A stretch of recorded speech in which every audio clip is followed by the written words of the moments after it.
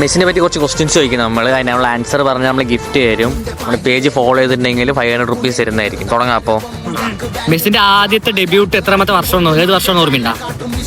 മെസ്സിന്റെ ആദ്യത്തെ കളി ബാർസലോണയിൽ 2005 അല്ല, 2005 അല്ല. രണ്ടാമത്തെ ക്വസ്റ്റ്യൻ പറഞ്ഞാല് മെസ്സിന്റെ ജേഴ്സി നമ്പർ, ആദ്യത്തെ ജേഴ്സി നമ്പർ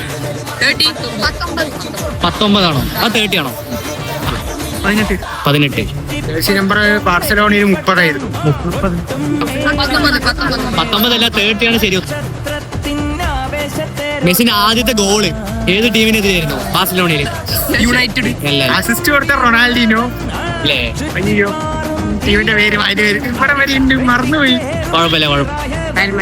അല്ല അല്ല അല്ല. മെസ്സിന്റെ ആദ്യത്തെ ഹാട്രിക് ഏത് ടീമിനെതിരെ അറിയോ? Real Madrid.